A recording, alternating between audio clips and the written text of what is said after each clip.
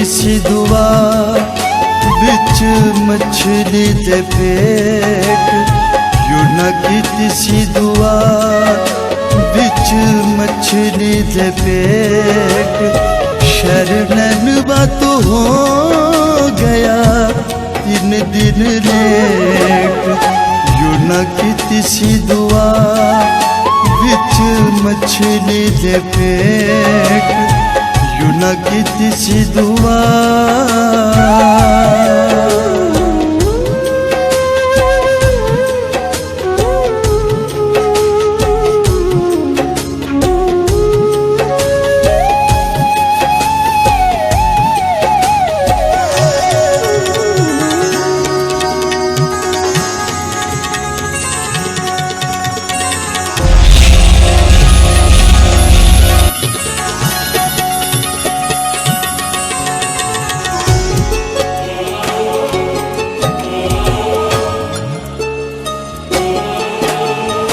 मैनू मछली दे पेट विचों बाहर कढ दे,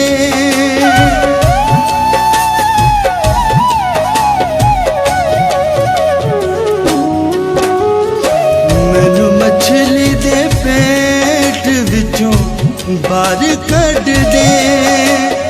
शरणनवा दे साहिल उत्ते मैनू छड्ड दे, मैनू छड्ड दे। मछली लै गई यूनानू समंदर दे हेठ, मछली लै गई यूनानू समंदर दे हेठ। शरणनवा तो हो गया 3 दिन लेट, यूं ना कीती सी दुआ बिच मछली दे पेट, यूं ना कीती सी दुआ।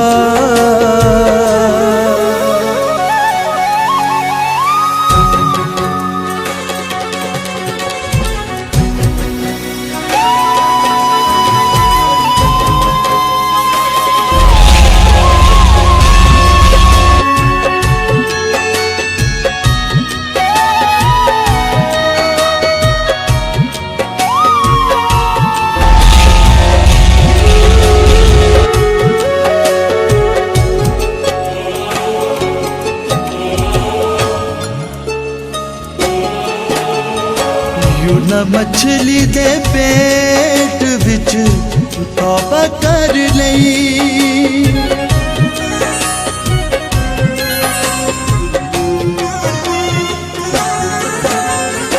यूं ना मछली दे पेट विच तौबा कर लई।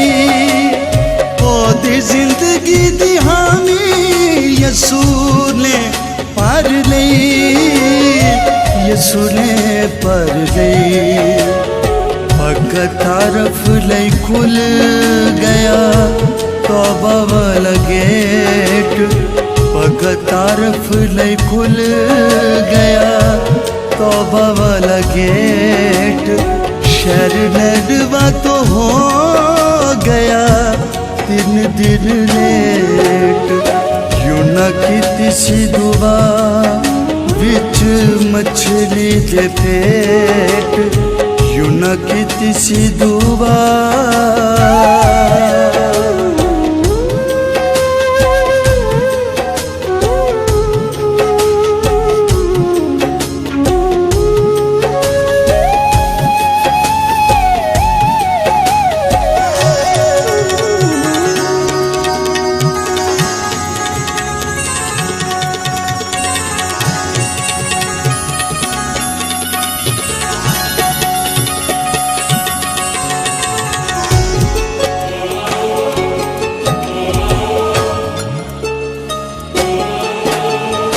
शरणनवा दे लोकां ने रोजे रख ले,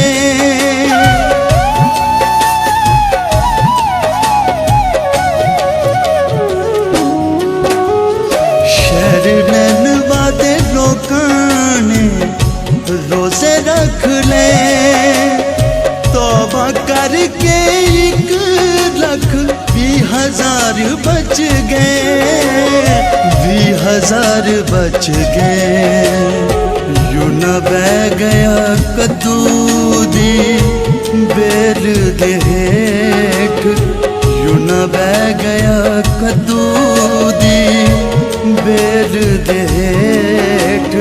शहर नैनवा तो हो गया 3 दिन लेट। यूं न कीती सी दुआ विच मछली दे पेट, यूं न कीती सी दुआ विच मछली दे पेट, यूं न कीती सी दुआ। मैं आज जिंदगी का दरिया ओपन बाइबल सेमिनरी आपके सामने लाना चाह रहा हूं कि जितने लोग जिंदगी के दरिया में बैठे हैं, जितने लोग जिंदगी के दरिया के किनारे बैठे हैं, जितने लोग जिंदगी के दरिया में से मीठा पानी पीना चाहते हैं, उनकी उम्र दराज हो जाएगी। जिंदगी के दरिया को जानना, जिंदगी के दरिया के पास आना, जिंदगी के दरिया को समझना, ये बहुत जरूरी है कि जिंदगी का दरिया मेरा यीशु है, यीशु मसीह नासरी है, जिसके नाम से फतह है, जिसके कलाम में फतह है, उसके काम में फतह है। आज दुनिया क्यों परेशान है? सच्चाई को छोड़ चुकी है, झूठ अरूज पर आ गया है, तो खुदा को झूठ ही तो पसंद नहीं। बाइबल मुकद्दस में से मैं 1-2 बातें आपके सामने रखना चाहता हूं कि झूठ जो है वो खुदा की तरफ से नहीं, सच्चाई जो है वो खुदा की तरफ से है, तो झूठ शैतान की तरफ से है।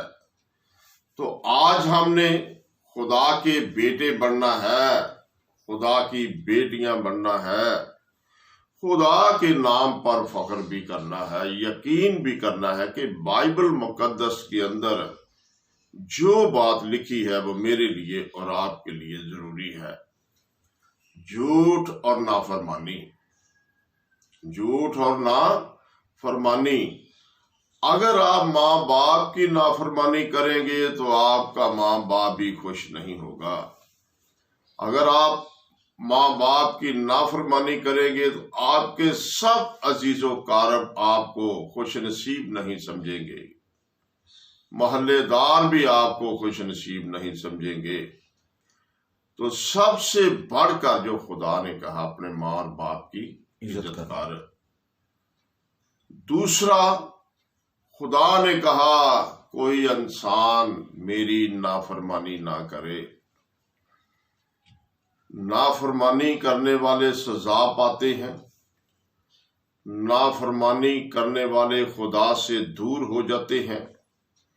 तो मैं एक बात कलाम शुरू करने से पहले आपके सामने रखना चाहता हूं कि आज मैंने यूना नबी के बारे चंद बातें बतानी है। बेशक आपने लाख बार इस कलाम को सुना है, इस पर अमल भी किया होगा, आपने हजारों बार इसको सुनाया भी होगा। तो आज चंद बातें जो मैंने इसमें से आपके सामने रखनी है, ये छोटी सी किताब है, इसके 4 तो बाब है, 48 आयात है। ये 1 साल में किताब लिखी गई। ये खुदावन यीशु मसीह के पैदा होने से 862 वर्ष पहले लिखी गई। यूना की किताब के 4 बाब हैं, 48 की आयात हैं। ये खुदावन यीशु मसीह के पैदा होने से 862 साल पहले लिखी गई। इस किताब के अंदर बड़ी खूबसूरत एक स्टोरी है, बहुत खूबसूरत कहानी है ये बड़ा जिंदा दलेराना पैगाम है जो आज हमने सीखना है। तो सबसे पहले, झूठ हमें सच्चाई से वाकफ नहीं होने देता। लोग कहते हैं जहां सफाई है वहां खुदाई है, जहां सच्चाई है वहां भी खुदाई है। तो जहां झूठ है वहां अंधेरा है। यूहन्ना की इंजील में लिखा है 8 बाब की 44 आयत में कि जितने लोग दुनिया में झूठ बोलते हैं उनका बाप शैतान है, उनका बाप अबलीस। आज इस बात को हमने अपने ज़हन में रखना है, आज इस बात को अपने दिल में रखना है, आज हमने इस बात को अपने सामने रखना है। क्या हम अबलीस के बेटे बनना चाहते हैं या खुदा के बेटे बनना चाहते हैं? तो यूहन्ना आरफ ने बहुत खूबसूरत अंदाज से ये बयान किया। ये जद्दी का बेटा था, खुदावंद यीशु मसीह का शागिर्द था। तो यूहन्ना की अंजील उसने लिखी। तो यूहन्ना की अंजील सन 26 से लिखी जानी शुरू हुई और सन 34 तक मुकम्मल हुई। आज इस अंजील में से एक ही बात मैं आपके सामने रखना चाहता हूं।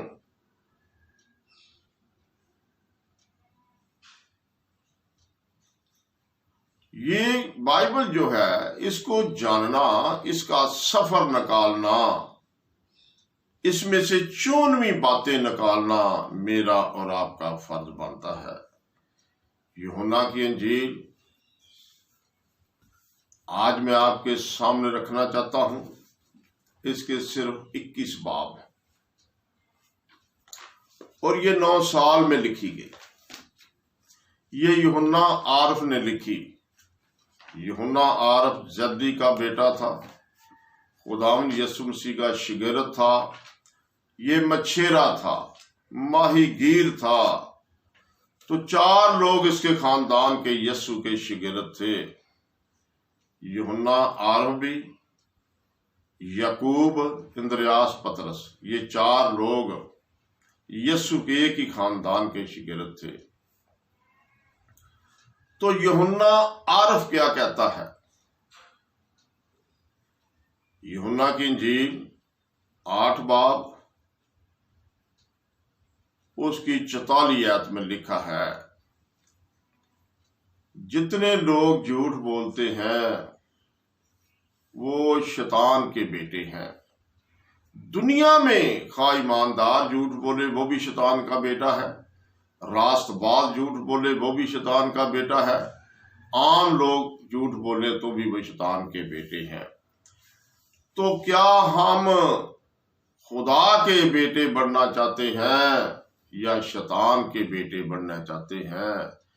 तो शैतान तो शुरू ही से झूठा है, वो सच्चाई पर कायम नहीं रहा, तो आज भी सारी दुनिया को गुमराह कर रहा है कि तुम सच ना बोलो, तुम सच ना बोलो। कई लोगों को लालच भी नहीं होता तो भी झूठ बोलने पर मजबूर होते हैं कि उनके अंदर शैतान का एक्स होता है। आज मैं खुदा के बेटों में और शैतान के बेटों में पहले फर्क बताना चाहता हूं। क्या है? जब खुदा के बेटे बन जाते हैं तो खुदा अपने करम की नजर उन पर डालता है। तो यूहन्ना रसूल क्या कहता है? जितने लोग झूठ बोलते हैं, जितने झूठे हैं, जितने झूठ को पसंद करते हैं, जितने झूठ को गढ़ते हैं, वो शैतान के बेटे हैं। तो इसी तरह मकाशवा किताब में लिखा है 21 बाब उसकी 27वीं आयत में, कोई झूठ बोलने वाला जन्नत में दाखिल नहीं हो सकता। ना झूठ बोलने वाला जन्नत में दाखिल होगा, ना झूठ को गढ़ने वाला, ना झूठ को पसंद करने वाला जन्नत में दाखिल होगा। ये बाहर रहेंगे। आप समझते हैं ये मामूली काम है झूठ बोलना? आप तो शैतान को खुश कर रहे हैं। जितने लोग झूठ बोलते हैं वो शैतान के एजेंट हैं, वो शैतान को खुश कर रहे हैं। हमने खुदा को खुश करना है। तो खुदा को कैसे खुश करना है? पहले हम खुदा के बेटे बनेंगे। बेटा तो एक ही है जो आसमान पर है, लेकिन बाइबल में लिखा है कि जितने खुदा की रूह की हिदायत से चलते हैं वो ही खुदा के बेटे हैं।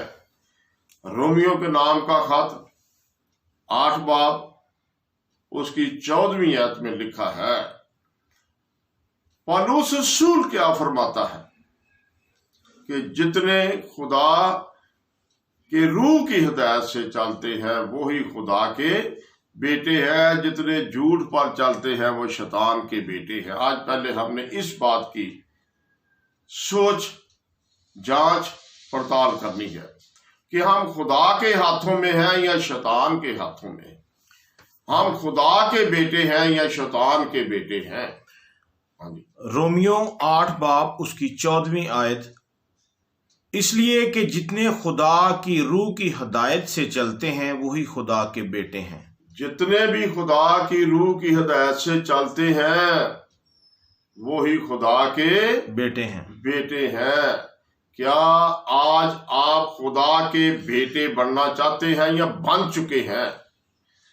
अगर नहीं आज तक खुदा के बेटे बने तो आज हमें खुदा अपना बेटा बनाना चाह रहा है। खुदा हमें सिखाना चाह रहा है। कोई झूठ सच्चाई की तरफ से नहीं, कोई झूठ आसमान पर नहीं, कोई झूठ खुदा की तरफ से नहीं। तो ये झूठ है तो शैतान की तरफ से है। झूठों का हिस्सा आग और गंधक से जलने वाली झील में चला जाएगा। तो आप क्यों झूठ पर फख्र करते हैं? तो दुनिया में सबसे ज्यादा जो सिखाने वाला काम है 3 चीजें हैं।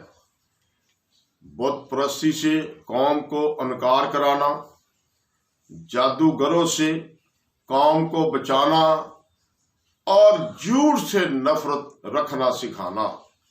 ये खुदा के खादम का काम है। बकाया काम खुदा खुद करता है। बकाया काम खुदा खुद करता है। अगर मोजात करता है तो खुदा करता है, आदमी का एक वसीला होता है। दुनिया में किसी भी स्कॉलर के पास शिफा नहीं, ना मेरे पास है ना आपके पास है। ये आप जब दुआ करते हैं तो खुदा आपकी दुआ सुनता है और बीमार शिफा पा जाते हैं। शिफा आसमान से उतरती है, कलाम भी आसमान से उतरती है, पाक रूह भी आसमान से, सच्चाई भी आसमान से, हमेशा की निजात और जिंदगी भी आसमान से उतरते हैं। जब कोई इंसान किसी बीमार के लिए दुआ करता है तो खुदा उसे शिफा भी देता है। तो आज यूना के बारे मैंने चंद बातें आपके सामने रखनी है कि यूना खुदा का बेटा था, यूना खुदा का नबी था। ये मसीह के पैदा होने से 862 साल पहले बात कर रहा है। 862 साल पहले जो इस पर हालात गुजरे वो बाइबल में लिखे मैं आपके सामने बताना चाहता हूं कि नैनवा शहर के अंदर सारी दुनिया झूठ पर तुली हुई थी। नैनवा शहर के अंदर सारी दुनिया बुत परस्ती पर तुली हुई थी। नैनवा शहर के अंदर सब लोग जादूगर थे, बदकार लोग थे। तो उनका गुनाह, उनके गुनाह का शोर आसमान पर पहुंच गया। नैनवा शहर के अंदर सब लोग नशेबाज थे। आज कितनी बातें मैं नैनवा शहर के बारे आपके सामने रखूं कि जहां गुनाह आ जाता है वहां लाखों किस्म की बुराई जड़ पकड़ जाती है। नैनवा शहर के लोगों पर खुदा ने अजाब नाजल करना था।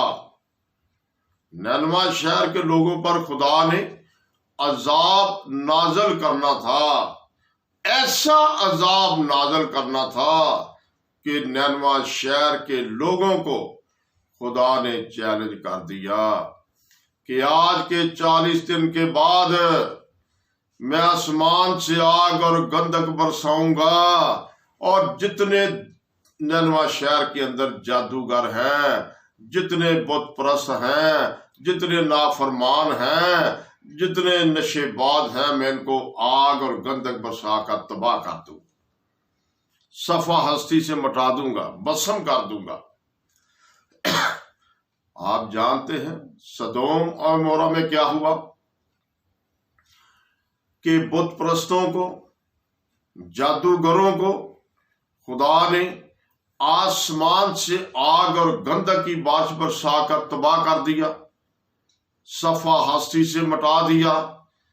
तो आज यूना को भी खुदा उसी तरह इस्तेमाल करना चाहता है कि यहां मैंने आग भेजनी है, अगर तू जाएगा तेरी मनादी को मंजूर कर लेंगे तो वो बच जाएंगे, नहीं तो मैं 40 दिन के बाद आसमान से क्या करूंगा, आग और गंधक की बारिश बरसाऊंगा और तुम हलाक हो जाओगे। यूना को जब ये पैगाम मिला तो यूना ने सुन तो लिया, लेकिन उसने अपने ईमान के मुताबिक, अपनी सोच के मुताबिक, अपने ज़हन के मुताबिक, अपने ख्याल के मुताबिक ये कहा कि नैनवा शहर के लोग जादूगर हैं, नैनवा शहर के लोग बुत परस्त हैं, नैनवा शहर के लोग हर किस्म की बुराई की जड़ अपने दिल में रखते हैं, वो खुदा का कलाम नहीं सुनेंगे, वो मेरी बात का भी यकीन नहीं करेंगे, तो मैं नैनवा शहर में क्यों जाऊं। तो जब खुदा ने हुक्म दिया कि तू नैनवा को जा, यूना किताब पहला बाब उसकी पहली आयत मेरे सामने कर लें। यूना की किताब पहला बाब उसकी पहली आयत। खुदावन का कलाम यूना बिन अमती पर नाजल हुआ। किस पर नाजल हुआ? यूना बिन अमती पर नाजल हुआ। हाँ जी। के उठ उस बड़े शहर नैनवा को जा। कहाँ जा? नैनवा को। खुदा उसे कह रहा है, उठ आए यूना, उठ। नैनवा शहर बहुत बड़ा है, नैनवा शहर एक मुल्क की सूरत अख्तियार कर गया है। नैनवा शहर में 1,20,000 से ज्यादा लोग हैं जो गुनाह की दलदल में हैं, जो बुत परस्त हैं, जो जादूगर हैं। मैं नहीं चाहता कि इनको मैं दोजख की आग में भेज दूं, यहां रोना और दांतों का पीसना है। अगर तू जाएगा, तेरी आवाज सुनेंगे, तेरी मनादी पर यकीन करेंगे, अगर तौबा कर ले तो मैं उनको माफ कर दूंगा। हाँ जी, आगे। कि उठ उस बड़े शहर नैनवा को जा और उसके खिलाफ मनादी कर। क्या कर? नैनवा शहर के अंदर जितने झूठे लोग हैं उनके खिलाफ मनादी कर, जितने जादूगर हैं उनके खिलाफ मनादी कर, जितने बुत पूजने वाले हैं उनके खिलाफ मनादी कर, जितने बुतों को सजदा करने वाले हैं उनके खिलाफ मनादी कर, जितने बुत बनाने वाले हैं उनके खिलाफ मनादी कर, जितने बुतों पर ईमान रख चुके हैं कि हमारा खुदा तू है, उनके खिलाफ मनादी कर। तो ऐसा हुआ कि खुदा ने यूना को मुकर्रर किया मसीह के पैदा होने से 862 साल पहले। हाँ जी। क्योंकि उनकी शरारत मेरे हुजूर पहुंची है। उनकी शरारत क्या है? मेरे हुजूर आसमान पर पहुंच चुकी है। जैसे खुदा ने इब्राहिम से कहा, आ इब्राहिम, सदोम और मोरा का गुनाह आसमान पर, उनका शोर आसमान पर मेरे कानों में पहुंच गया है, अब मैं इनको हलाक कर दूंगा। इब्राहिम ने बड़ी कोशिश की कि मेरा भतीजा है वहां लूत, शायद वो भी आग की लपेट में ना आ जाए। लेकिन इब्राहिम की कोशिश से वो बच गया। हाँ जी। लेकिन यूना खुदावंद के हजूर से तरसीस को भागा। कहाँ चला गया? तरसीस को। खुदा कहाँ पर भेज रहा है? नैनवा को। तो वो जा कहाँ रहा है? खुदा का नबी है, खुदा का बंदा है, मखसूस शुदा है, लेकिन खुदा की नाफरमानी कर रहा है। खुदा क्या कह रहा है? आए मेरे बेटे, आए मेरे बंदे, तू नैनवा शहर को जा। और वो नैनवा शहर को नहीं गया। अपनी मर्जी से अपनी मर्जी से वो तर्शीश को जहाज जाने वाला था, वहां टिकट लेकर पैसे खर्च के बैठ गया। हाँ जी। और याफा में पहुंचा और वहां उसे तरसीस को जाने वाला जहाज मिला और वो किराया देकर उसमें सवार हुआ ताकि खुदावंद के हजूर से तरसीस को अहले जहाज के साथ जाए। क्या हो गया? किराया देकर जहाज में सवार हो गया। मैं तरसीस को चला जाऊंगा। तो खुदा तो नैनवा को भेज रहा है, वो नजदीक था, वहां पैदल ही जाना था, कोई पैसा नहीं, कोई किराया नहीं, किसी जहाज की किसी गाड़ी की जरूरत नहीं।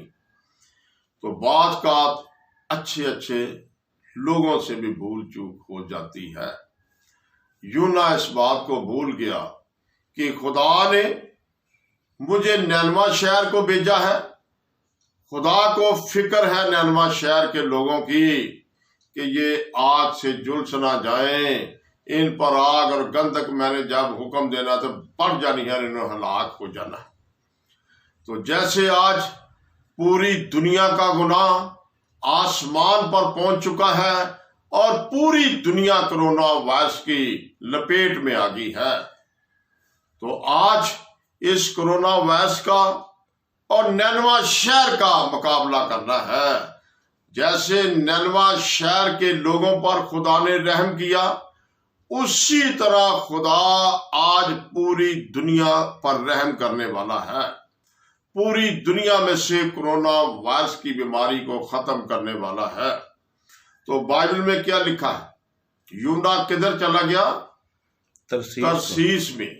तो जब वो तरसीस में जा रहा था, जहाज जो था उसके अंदर गैर कवाम के लोग भी काफी बैठे हुए थे, व्यापारी लोग थे, ताजर लोग थे, कारोबारी लोग थे, जिनका अपना अपना सामान भी उस जहाज में था।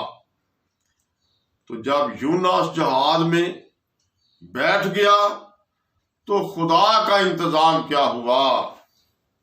खुदा का इंतजाम हुआ कि उस जहाज पर तूफान आ गया, समुंदर में तूफान आ गया। जो जहाज के अंदर लोग बैठे थे वो तूफान देखकर घबरा गए, वो डर गए। समुंदर की छल्लें जो थी वो कश्ती से ऊपर जा रही थी और कश्ती समुंदर की लहरों में छुप गई, डूबना शुरू हो गई। तो जितने गैर कौम के लोग थे उन्होंने खुदा का अकरार कर लिया, हमसे कोई खुदा हुई है। वो आपस में गुफ्तगू करना शुरू हो गए कि हमारे अंदर कोई इंसान गुनाहगार है, उसको बाहर फेंक दो समुद्र में तो हम सहल पर पहुंचेंगे, अपनी मंजिल तक पहुंच जाएंगे। वो ये बातें कह ही रहे थे।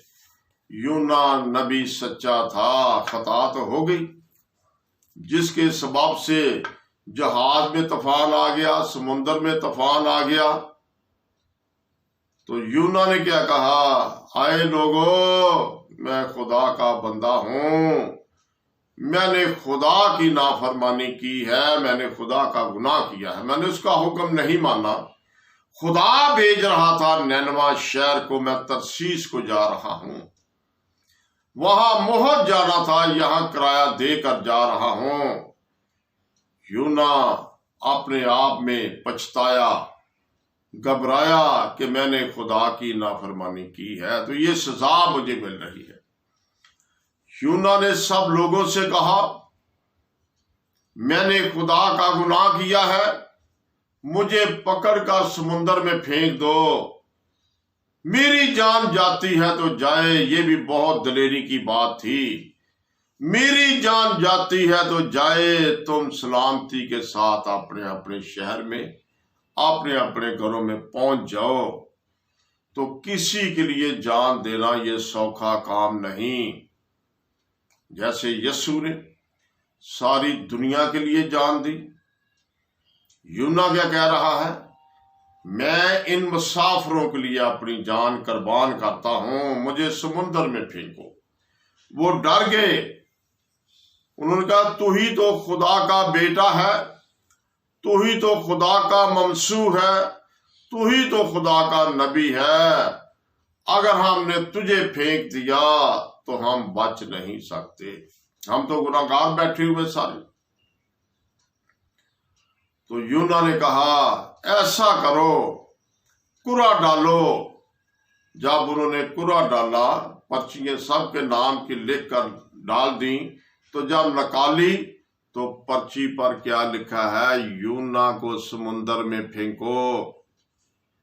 पर्ची पर क्या लिखा है, यूना नबी को समुद्र में फेंको। तो लोग डर गए, लोग हैरान हो गए, लोग परेशान हो गए कि कुरा खुदा के बंदे के नाम पर निकला है, इसको समुद्र में फेंक दो। उन्होंने डरते डरते यूना नबी को समुद्र में फेंक दिया। जब समुद्र में फेंका तो खुदा ने एक और बड़ा मौजज़ा कर दिया। एक मछली बहुत बड़ी थी जो वो जहाज के साथ साथ चल रही थी। तो जब उन लोगों ने यूना नबी को समुद्र में फेंका तो वो मछली इतनी बड़ी थी कि यूना नबी को सालम ही अपने अंदर ले गई। यूना जब समुद्र में उन्होंने फेंका तो जब उन्होंने उसके हाथ पांव पकड़े फेंकने के लिए, तो यूना ने उसी वक्त दुआ शुरू कर दी, अये खुदावन मैंने गुनाह किया है, मुझे माफ कर। अये खुदावन मैंने गुनाह किया है, मुझे माफ कर। तो जब उन्होंने समुद्र में फेंका तो मछली ने उसको अंदर ले लिया। वो मछली के पेट में भी जाकर दुआ कर रहा है, मछली के पेट में भी जाकर अपनी खताओं का करार कर रहा है। वो मछली के पेट में जाकर भी अपने खुदा से मुखातब है। खुदा का बंदा अगर भूल भी जाए तो खुदा को नहीं छोड़ता, खुदा के नाम को नहीं भूलता, खुदा के कामों को नहीं भूलता। तो आज हमने यूना की तरह दलेर होना है, यूना की तरह अपने ईमान में मजबूत होना है, यूना की तरह नैनवा शहर को बचाना है, यूना की तरह आज पूरी दुनिया को बचाना है। कैसे बचाना है? ये कोरोना वायरस नहीं ठहर सकता। 2 बाब पहली है यूना। हाँ जी, यूना की किताब 2 बाब उसकी पहली आयत। तब यूना ने मछली के पेट में खुदावंद अपने खुदा से ये दुआ की, मैंने अपनी मुसीबत में खुदावंद से दुआ की और उसने मेरी सुनी। क्या किया? यूना नबी क्या कह रहा है? जब मैं मछली के पेट में चला गया तो मैंने मछली के पेट में अपनी जिंदगी की दुआ मांगी, अपनी जान की खैरात खुदा से मांगी कि खुदावन मुझे मौत ना दे। मैंने अपनी सेहत की दुआ मांगी, मैंने अपने गुनाह को तर्क किया, मैंने नाफरमानी को कबूल कर लिया। आए खुदावन तू तो नैनवा को मुझे बेच रहा था, मैं तरसीस में चला गया इसलिए कि मैं मछली के पेट में आ गया हूं। हाँ जी, आगे। मैंने पाताल की तह से दुहाई दी, तूने मेरी फरियाद सुनी। कहां से खुदा ने फरियाद सुनी? पाताल की तह से। पाताल की तह में। यूना मछली के पेट में है, 3 दिन और 3 रात वो मछली के पेट में रहा। मछली समुद्र के तह तक उसको ले गई। मछली समुद्र की निचली तह तक यूना को ले गई। तो यूना क्या कह रहा है? मैंने समुद्र के अंदर मछली के पेट में पाताल से दुहाई दी, दुआ की और खुदा ने मेरी सुनी। क्या किया? खुदा ने मेरी सुनी। यूना की आवाज समुद्र का पानी चीर कर भी आसमान पर पहुंच गई। तो जब खुदा तक आवाज पहुंची तो खुदा ने उस पर अपना करम किया। आज नैनवा शहर के लोगों की तरह हमने बचना है। हमने खुदा के हुक्म पर अमल करना है। हमने जादूगरों के खिलाफ मनादी करनी है। हमने झूठे लोगों के खिलाफ मनादी करनी है। हमने बुत परस्तों के खिलाफ मनादी करनी है। हमने नशेबाजों के खिलाफ मनादी करनी है। माँ बाप के नाफरमानों के खिलाफ मनादी करनी है। हाँ जी। मैंने पाताल की तह से दुहाई दी, तूने मेरी फरियाद सुनी। तूने मुझे गहरे समुद्र की तह में फेंक दिया और सैलाब ने मुझे घेर लिया।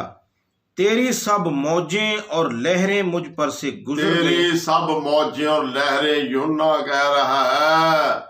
यूना नबी, यूनुस नबी कह रहा है कि खुदा ने मुझे मछली के पेट में भेजा। खुदा ने मुझे समुद्र में फेंका और समुद्र की सब मौजें, सब लहरें मुझ पर से गुजर गई और मैं बाल बाल बच गया। हाँ जी। और मैं समझा कि तेरे हजूर से दूर हो गया। मैं समझा कि तेरे हजूर से मैं दूर हो गया। ये बात खुदा से मछली के पेट के अंदर बैठकर कर रहा है। यूना नबी मसीह के पैदा होने से 862 साल पहले मछली के पेट में बैठकर खुदा से बात कर रहा है, खुदा से इल्तिजा कर रहा है, खुदा से फरियाद कर रहा है, खुदा से हम कलाम है। मछली के पेट में वो खुदा की हमदो सना भी कर रहा है। हाँ जी। लेकिन मैं फिर तेरी मुकद्दस हैकल को देखूंगा। मैं जिंदा रहूंगा। मेरा ईमान है कि मुझे तू मछली के पेट से बाहर निकालेगा और मैं तेरी मुकद्दस हैकल में जाऊंगा, वहां अकरार करूंगा, अपनी खुदा का एहसास करूंगा जो खुदा मुझसे हुई।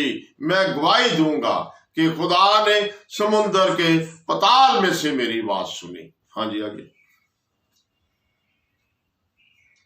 सैलाब ने मेरी जान का मुहासरा किया, समुंदर मेरी चारों तरफ था, बहरी नबात मेरे सर पर लिपट गई, मैं पहाड़ों की तह तक गर्क हो गया, जमीन के अड़बंगे हमेशा के लिए मुझ पर बंद हो गए। तो भी ऐ खुदावंद मेरे खुदा, तूने मेरी जान पाताल से बचाई। कहां से बचाई? पाताल से। 3 दिन और 3 रात यूना नबी, यूनुस नबी मछली के पेट में रहा और उसकी जान किसने बचाई? खुदा ने। खुदा ने बचाई।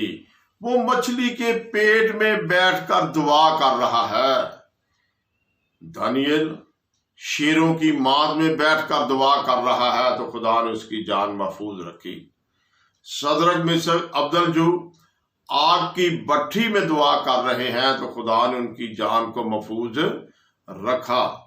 इसी तरह यूना नबी, यूनुस नबी ये मछली के पेट में बैठकर दुआ कर रहा है तो खुदा से मुखातब है तो खुदा ने उसकी सुनी। हाँ जी।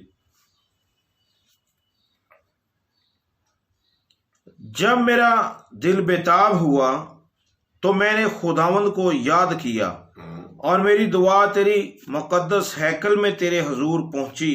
जब मैं परेशान हुआ, मछली के पेट में 3 दिन और 3 रात रहा, तो मैंने खुदा से मुखातब होकर दुआ की, मैंने खुदा से इल्तिजा की, मैंने खुदा से रहम की अपील की कि ऐ खुदावन मुझे मछली के पेट से बाहर निकाल।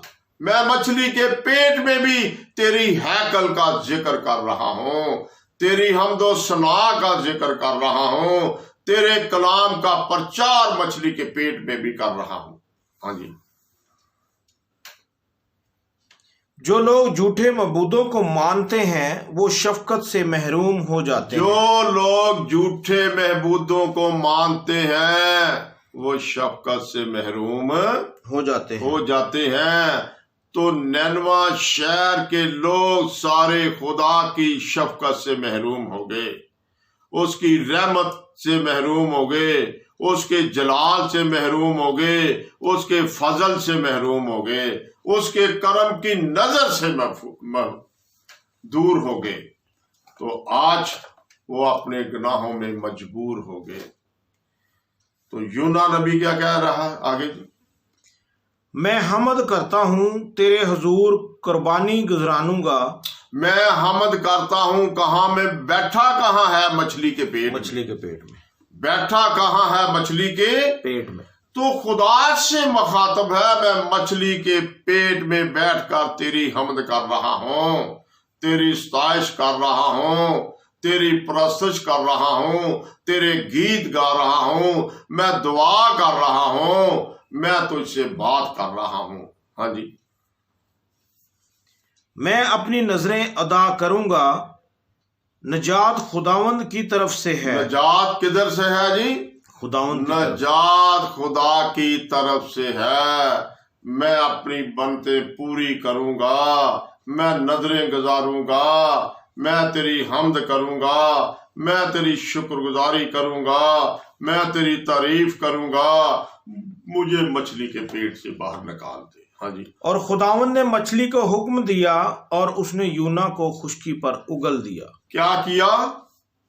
ये कितनी बातें उसने मछली के पेट के अंदर रहकर की है, कितनी खताओं का अकरार उसने मछली के पेट में किया है। तो जब उसकी दुआ खुदा ने सुनी तो खुदा ने मछली को हुक्म दिया कि इसको अपने पेट से बाहर निकाल दे, इसको नैनवा के सहल पर जाकर छोड़ दे, जहां मैं इसको भेजना चाहता था, जहां मैं इसको भेजना चाहता था, इसको उधर ही ले जा। तो मछली ने किसका हुक्म माना? खुदा का। मछली ने किसका हुक्म माना जी? खुदा का। इसका मतलब ये है, जब आप दुआ करते हैं तो परिंदे भी आपका हुक्म मानते हैं, जब आप दुआ करते हैं तो मछली भी खुदा का हुक्म मानती है, जब आप दुआ करते हैं तो दरख्त भी खुदा का हुक्म मानते हैं, जब आप दुआ करते हैं तो हर इंसान ही खुदा का हुक्म मानता है। जब यूना पर खुदा ने अपने करम की नजर की, जब यूना नबी पर खुदा ने अपने करम की नजर की तो क्या हुआ? उसको खुश्की पर मछली ने उगल दिया। कहां पर उगल दिया? खुश्की पर। आज यूना की किताब 3 बाब पढ़ेंगे। बाइबल में पहली आयत से 10वीं आयत तक बाइबल में लिखा है, यूना की तीसरी दुआ विच मछली दे पेट, शहर नैनवा तो हो गया 3 दिन लेट। वो 3 दिन जा ना सका लेकिन दुआ उसकी जारी रही, बेशक मछली के पेट में रही। हाँ जी। यूना 3 बाब उसकी पहली आयत से 10वीं आयत तक। और खुदावन का कलाम दूसरी बार यूना पर नाजल हुआ। कितनी बार नाजल हुआ जू? दूसरी बार। हाँ जी। कि उठ उस बड़े शहर नैनवा को जा और वहां उस बात की मनादी कर जिसका मैं तुझे हुक्म देता हूं। तब यूना खुदावंद के कलाम के मुताबिक उठकर नैनवा को गया, और नैनवा बहुत बड़ा शहर था, उसकी मसाफत 3 दिन की राह थी। और यूना शहर में दाखिल हुआ और 1 दिन की राह चला। उसने मनादी की और कहा 40 रोज के बाद नैनवा बर्बाद किया जाएगा। तब नैनवा के बशिंदों ने खुदा पर ईमान लाकर रोजे की मनादी की और अदना और आला सब ने टाट ओढ़ा। और ये खबर नैनवा के बादशाह को पहुंची और वो अपने तख्त पर से उठा और बादशाही लिबास उतार डाला और टाट ओढ़कर राख पर बैठ गया। और बादशाह और उसके अरकान दौलत के फरमान से नैनवा में इस ऐलान किया और इस बात की मनादी हुई कि कोई इंसान या हवान उस गला या रमा कुछ ना चखे और ना खाए पिए, लेकिन इंसान और हैवान टाट से मुलब्बस हों और खुदा के हुजूर गिरा जारी करें। लेकिन हर शख्स अपनी बुरी रवश और अपने हाथ के जुल्म से बाज आए, शायद खुदा रहम करे और अपना इरादा बदले और अपने कहरे शदीद से बाज आए और हम हलाक ना हों। जब खुदा ने इनकी ये हालत देखी और कि वो अपनी अपनी बुरी रवश से बाज आए, तो वो उस अजाब से जो उसने उन पर नाजल करने को था बाज आया और उसे नाजल ना किया।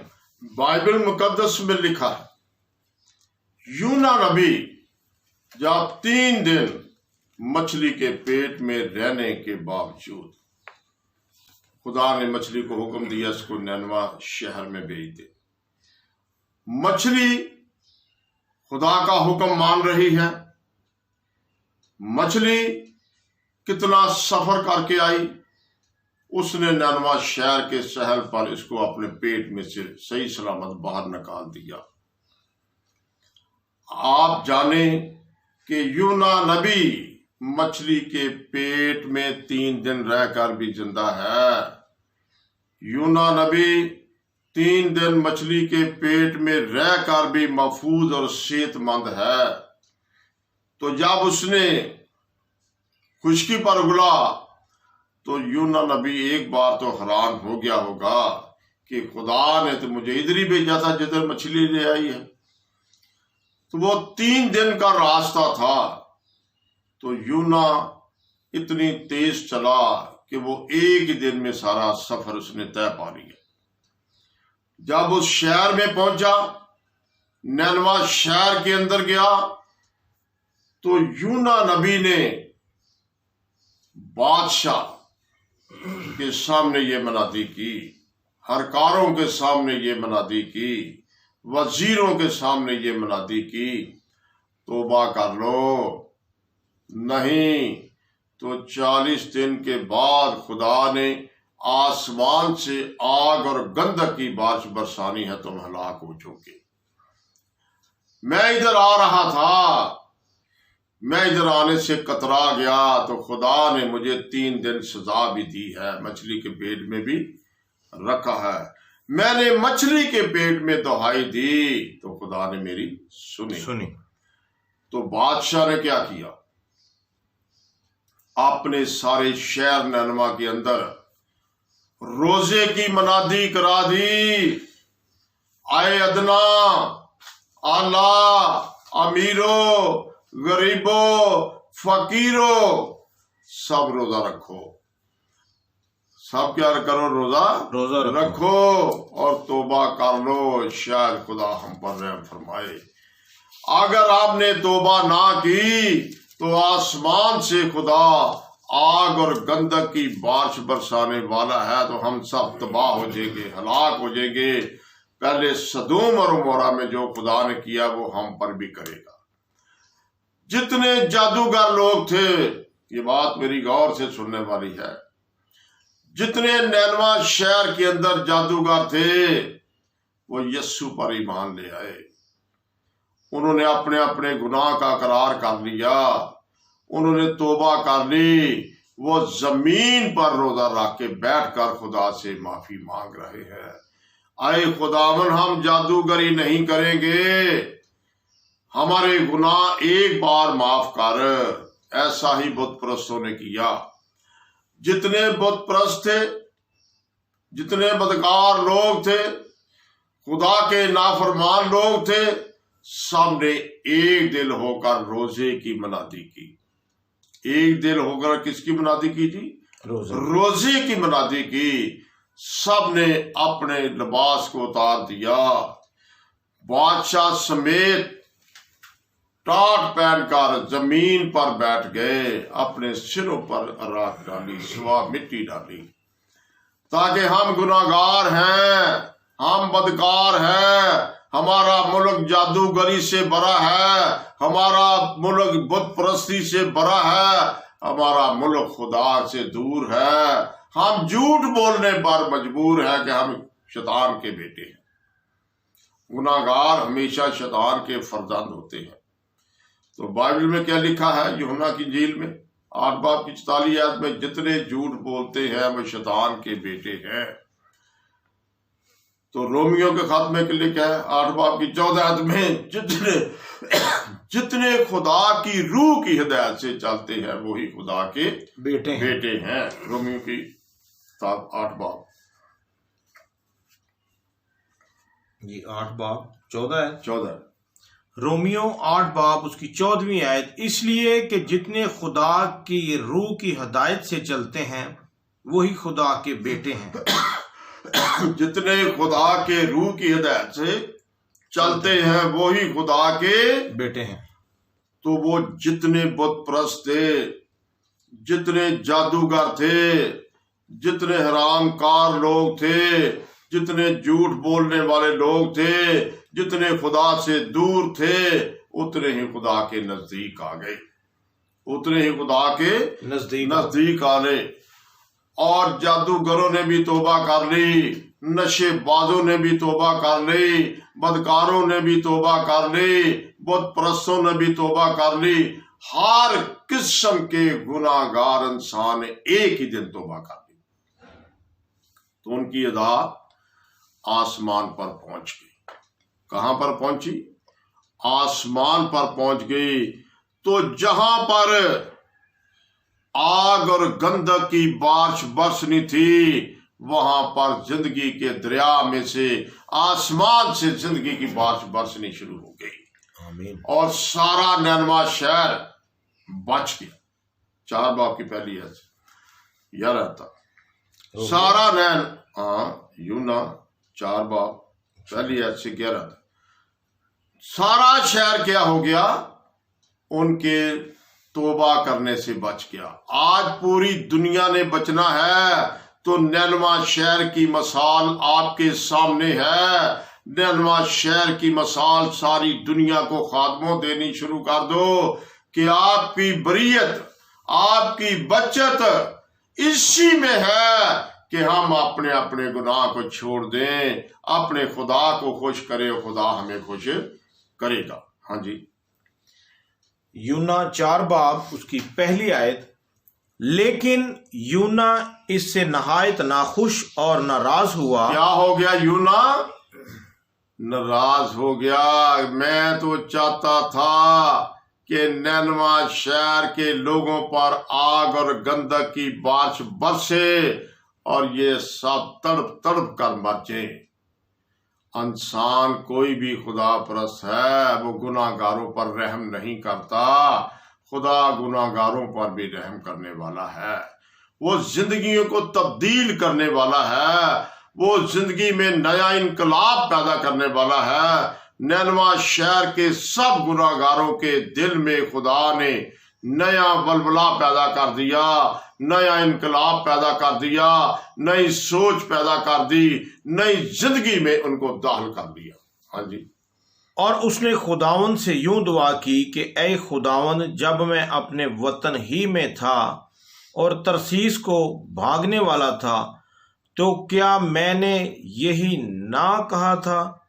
मैं जानता था कि तू रहीम और करीम खुदा है, जो कहर करने में धीमा और शफकत में गनी है और अजाब नाजल करने से बाज रहता है। अजाब नाजल करने से कैसे खुदा बाज रहता है? जब उसके कवानीन पूरे कर दे। वो कहता है तौबा करो, रजू लाओ, बपतिस्मा लो तो मैं तुम्हारे गुनाह मिटा दूंगा। ये छोटा सा काम है, आप कर लें सारी दुनिया कर ले, तो आज ही कोरोना वायरस की वबा पूरी दुनिया से खत्म हो जाएगी। यूना नाराज हो रहा है कि खुदा गुनाहगारों को क्यों माफ कर रहा है, खुदा ने गुनाहगारों पर आग और गंधक की बारिश क्यों ना बरसाई। मैं इनका तमाशा देखता, ये कैसे तड़प तड़प कर मर रहे हैं। तो उन्होंने किसका हुक्म मान लिया? खुदा का। तो बाइबल में लिखा है हुक्म मानना बहुत जरूरी बात है। हाँ जी। अब ए खुदावन, मैं तेरी मिन्नत करता हूं कि मेरी जान ले ले। क्या कर? अगर उनकी जान तूने बचा दी है, 1,20,000 ज्यादा से लोगों की, उनकी जान नहीं निकाली तो उनको जिंदगी दे दी है, तो अब मेरी जान निकाल दे। मैं जिंदा रहना नहीं चाहता, मैं तो इनका तमाशा देखना चाहता था कि मेरे सामने आसमान से आग आए और इन पर बरसनी शुरू हो जाए और सब ये तड़पना शुरू हो जाए, ये तरस तरस कर मर जाए। हाँ जी। क्योंकि मेरे इस जीने से मरना बेहतर है। मेरा इससे जीने से क्या है? मरना बेहतर है। बेहतर है। अब मैं जिंदा रहना नहीं चाहता कि मेरी मंशा पूरी नहीं हुई। इसीलिए तो मैं तरसीस को चला गया था कि ये लोग मेरी बात नहीं मानते, इन पर खुदा अजाब नाज़िल करेगा, आसमान से आग और गंधक की बारिश बरसाएगा, ये सब तबाह हो जाएंगे। वो तो तबाह होते उनको देखना चाहता था। आज भी कुछ खादम ऐसे हैं जो किसी की बर्बादी पर खुश होते हैं, लेकिन खुदा किसी की बर्बादी पर खुश नहीं होता। हाँ जी। और यूना शहर से बाहर मशरक की तरफ जा बैठा और वहां अपने लिए एक छप्पर बनाकर उसके साया में बैठ रहा कि देखे शहर का क्या हाल होता है। तब खुदा ने कद्दू की बेल उगाई और उसे यूना के ऊपर फैलाया कि उसके सर पर साया हो और वो तकलीफ से बचे। और यूना उस बेल के सबब से नहायत खुश हुआ। लेकिन दूसरे दिन सुबह के वक्त खुदा ने एक कीड़ा भेजा जिसने इस बेल को काट डाला और वो सूख गई। और जब आफताब बुलंद हुआ तो खुदा ने मशरक की लू चलाई और आफताब की गर्मी ने यूना के सर पर असर किया और वो बेताब हो गया और मौत का आरजूमंद होकर कहने लगा, ऐ कि मेरे इस जीने से मरना बेहतर है। बाइबल मुकद्दस में क्या लिखा है? यूना नबी को खुदा सिखा रहा है। यूना नबी उनको मरते देखना चाहता है। यूना नबी उन पर आग और गंधक की बारिश बरसी देखना चाहता है, जैसे यूना से पहले सदोम और मोरा में आग और गंधक की बारिश हुई तो इब्राहिम ने देखी। तो यूना भी उसी तरह आसमान से आग और गंधक की बारिश देखना चाहता है। तो जब उन्होंने रोजा रख लिया, अपने अपने गुनाहों का इकरार कर लिया और सच्चे दिल से यस्सु को कबूल कर लिया, तो यस्सु ने उनके गुनाह को माफ कर दिया और उनकी मौत को जिंदगी में तब्दील कर दिया। तो यूना नबी खुदा से नाराज हो गया, तूने क्यों इनकी जिंदगी बचाई है? यहाँ आग और गंधक की बारिश क्यों नहीं बरसाई? मैं तो देखना चाहता था। तो जब यूना नबी ने अपने लिए एक छोटा दरख्तों को काट कर छप्पर बनाया तो खुदा ने उस पर एहसान किया। ये गर्मी में बैठा है। खुदा ने कद्दू की बेल रात को उगाई तो वो सारे छप्पर पर घनी बन गई, तो धूप का असर उस छप्पर के अंदर न जा सका। तो यूना बहुत खुश हो गया, बहुत खुश हो गया कि ये बेल ऑटोमेटिक ही है, लेकिन उसमें खुदा की बरकत थी, खुदा का मौजज़ा था। दूसरे दिन खुदा ने कीड़े को भेजा, उसने क्या किया? बेल को काट दिया, बेल सूख गई। तो यूना क्या हो गया? नाराज कि मैं इस जिंदगी से बेजार हूं, मैं मरना चाहता हूं, मैं जिंदा रहना नहीं चाहता। आगे तब खुदावंद ने फरमाया कि तुझे इस बेल का इतना ख्याल है जिसके लिए ना तूने कुछ मेहनत की और ना उसे उगाया, जो एक ही रात में उगी और एक ही रात में सूख गई।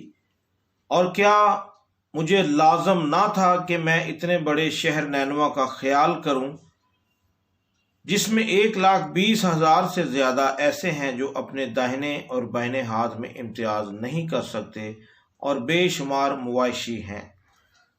यूना नबी को खुदा क्या सिखा रहा है? यूना नबी को खुदा क्या सिखा रहा है कि तू एक कद्दू की बेल से नाराज हो गया है। ना तूने कद्दू की बेल को लगाया, ना अगाया, ना पानी दी, ना गोडी दी, तो नाराज हो गया।